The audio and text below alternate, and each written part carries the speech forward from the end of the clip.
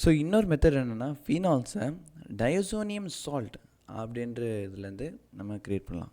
So இதுக்கு என்ன பண்ணணும்னா நம்ம ஃபஸ்ட்டு அனிலின் எடுத்துக்கணும். ஸோ அனிலின்னா ஒரு பென்சீன் இருக்கும். இந்த பென்சீன், ஸோ இந்த பென்சீனில் NH2 மேலே இருந்துச்சுன்னா, இந்த குரூப் இருந்துச்சுன்னா இது வந்து அனிலின்னு சொல்லுவோம். ஸோ இது பேர் அனிலீன். இப்போ இந்த அனிலீனை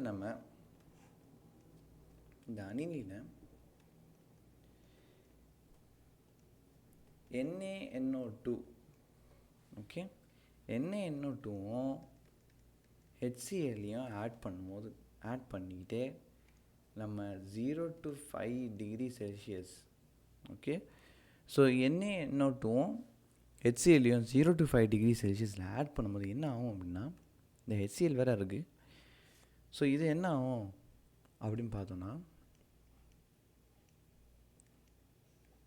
இந்த பென்சீன் இருக்கும்.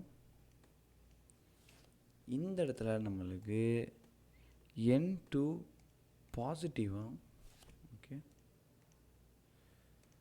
ஸோ N2 பாசிட்டிவும்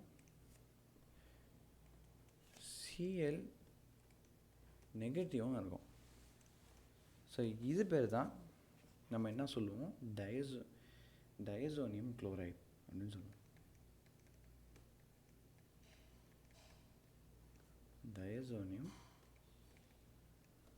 டயசோனியம் குளோரைடுன்னு சொல்லுவோம்.